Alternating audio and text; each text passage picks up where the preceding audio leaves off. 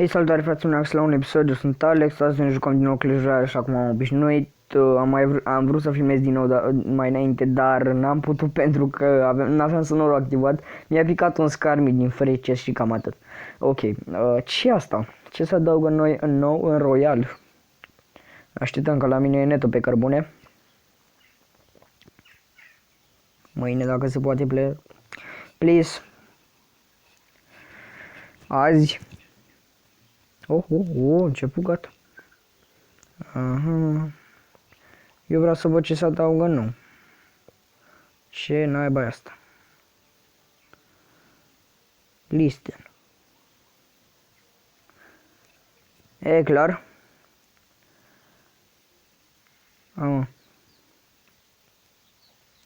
Deci ce nu suport eu? Vere, telefonul ăsta n-aveți idee cât de încins e în acest moment. Așteptăm ca să intre, stați ca pun. Ok, fraților, am revenit. Mamă, cât de cald este, deci n-aveți idee. Ok, hai că filmează. Da, Plutonium CC, clanul total, 18 player, bun, așa. Opa. Bă, deci sincer, nu mi-a picat și mie. Ce carte se adaugă? Păi dă-nu. Ok, nu mi-a picat și mie, frate, nici o legendară. Deci, veri, am fost în arena 7, bă, o legendară, mă. Bă, o legendară, veri, bă, și măcar acolo un miner, un graveyard. Bă, nici golemul nu l-am, deci mă credeți că n-am nici golemul, frate. Dacă aș avea golemul, deci aș reuși să fac chestii bune cu golemul dacă așa. Hai să dăm un battle, sper să nu mai mi se miște iar în 3 FPS-uri. Mamă, ce cald este, deci mor aici. Ok.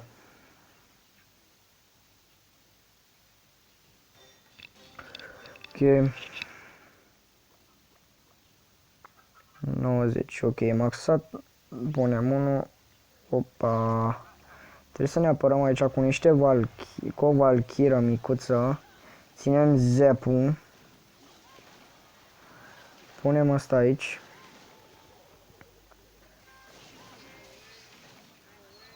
Băi, eu pot să zic că am spărsit unul ăla și stă în avantaj mare. Mamă, nu. Crezi că are full viață pe ca ăla? Dacă aș reuși să dau dacă push-ul meu cu balonul ar merge. Hai să ne așteptăm să vedem ce face balonașul lui tata. Hai copilul meu, du-te cu curaj. Învinge această lume crudă. Mamă, baru balonul meu acolo. Și da. Deci, uitați-vă. Deci eu am dat un Baby Dragon, acum 2 secunde s-a pus după 3. Jocule, de ce mă urăști? Pot să zic că e în avantaj. Orice ai fi dat, frate, te-aș fi spart. Mamă, deci Wizardul a rupt tot acolo. Bă, și acum îmi vine un push nou în minte, dar hai să ne apărăm de Wizardul ăsta că dă belele.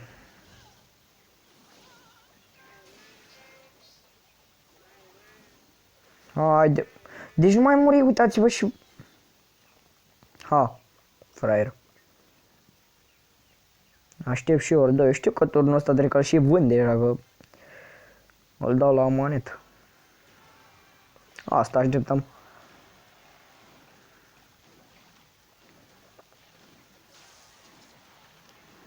Deja trebuie să mă vând cu turnul ăla. What the... Lol.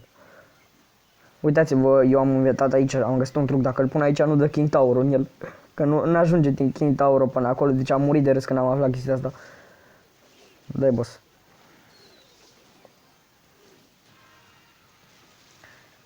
Pal. Poc. Mamă, ce mirare au fost asta, bă, că mi-a spart și el mi-a un turnuleț acolo. Deja stă în avantaj. Avantaje. Te-ai prins. Deci pe că puteam să pariez.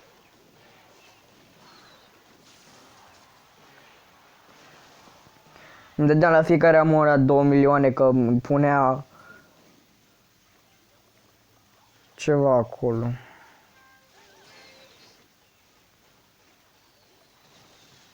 De ce ai făcut asta, frate? Eu nu înțeleg, mâncața știe că și așa era rip. Îi dădeam somnic. Da bate, mă, bate vântul frunzele.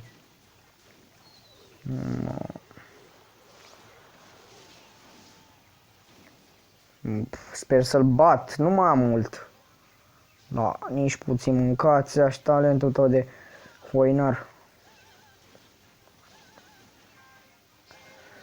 Ok, hai că mă apărai de atacul ăsta, dar acum dacă aș reuși să pun balonul, perfect.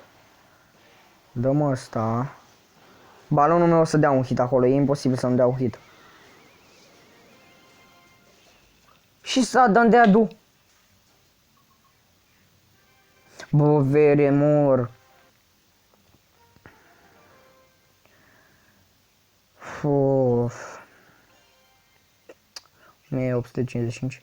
Dacă auziți ceva schilălăite, cățelul meu care latră pe afară sau cine va face el, nu luați în seamă. Taci! Așa. Ia! Început ușor. Ma! Ce level ai? 6? Bă, poate-l bat.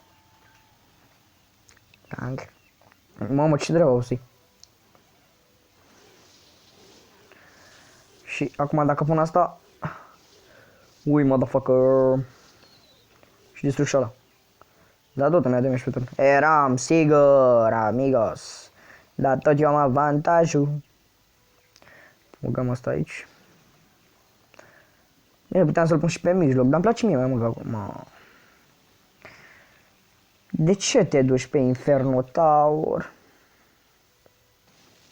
Explodează bomba în lag. Câte baloane ai, copile? Mamă. Băi, vreau să nu mă spargă cu baloanele ăștia, că sunt de nervante.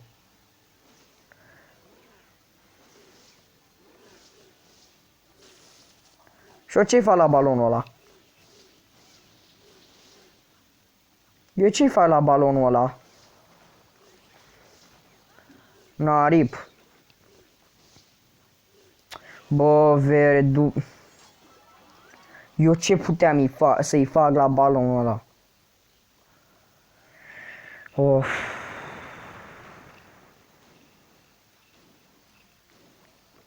Și o să dea balonul și pe partea asta, că e bulangiu și o să-mi păstrez minionii pentru ocazia aia. Sula minions. Crapă, mă! Crapă! Să te văd acum cu ce te mă aperi la balon, hai! Du-te în spanacul meu. Universule, te fut.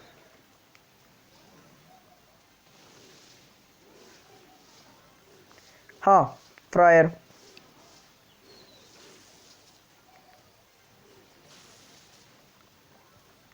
Ce făcui, mă, puse? Ah, crezi că nu puse Valkyra. Hai măcar un tur să iau.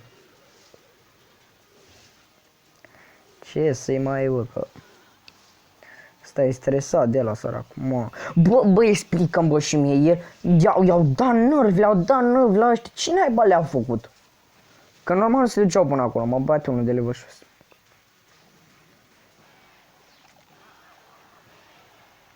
Du-te, licorici.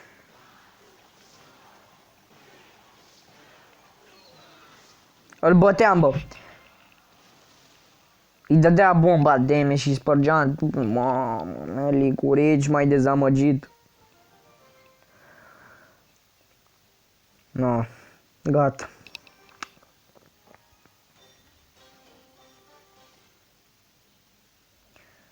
Așteptăm, așteptăm, așteptăm, așteptăm, așa.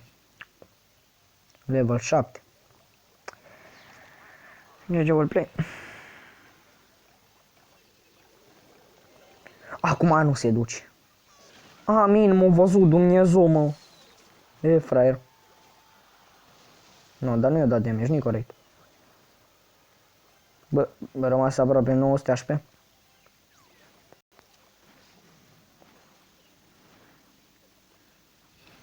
Așa, de ce dai tu una? Să explicăm. Cu ce ți-a greșit balonașul? El e balonel de acum înainte. Vă rog frumos, hashtag balonel. Memoria lui balonel. Nu, n-am beut nimic, stați calmi. Scuzați. Balonel, balonel, el e mititel. Balonel 2? Unde ai fost până acolo? Ai dezamăgit pe fratele tău, balonaș. Balonaș, balonaș. Balonaș mic și poznaș. Deci ar fi prost să pună ăla aici. Mamă, ce noob. Tornul ăla știu că e rip, da? Na. Hai că câștigăm și noi. Deci balonaș. Armata de scarmi, da? Sau, doamne, ce am zis. Fugiți, spargeți balona, dați la buci.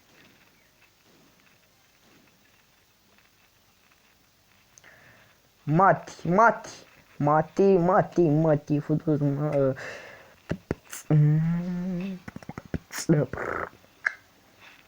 Ok. Cocaină.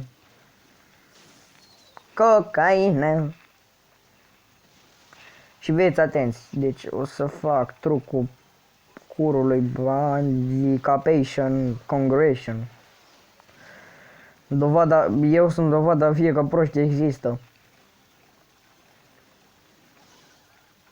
Și o ce-i fac la balonul ăla? Îl bat, îi dau la buci, ce dracu îi fac?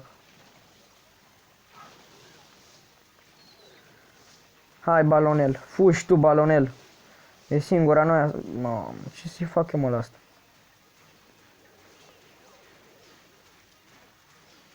Ce ai face acum? Paca da balonel fatality-ul. Fraier. LOL. Deci credeți-mă și mine, arde telefonul ăsta în cel mai mare hal. Deci am dat capacul jos că mi-e frică că explodează, mă jur. Deci uitați, am capacul în mână. Auziți? Deci nu am dat jos că mi-e frică că explodează. E extrem de încins să-mi arde mâna când pun mâna pe cameră. Arși. Cât am filmat? 12 minute. Bă, fraților, aici am câștigat un episod. Dacă v-a plăcut, nu uitați să apăsați butonul de like, share, subscribe pentru balonel și pentru... Cum te chema, mă? Te chema. Și pentru te chema. Bă, ce nume ești prost, să-i dai numele la copilul tău, te chema. Aoleu. Îi distruge copilăria. Auzi, domnule, nu e la peca. Da, dar am de experiență. Uite, 25. Bun. Place. Fraților, ce ați dat episodul. Dacă v-a plăcut, nu uitați să apăsați butonul de like și ne auzim data viitoare cu un alt episod. Ciao.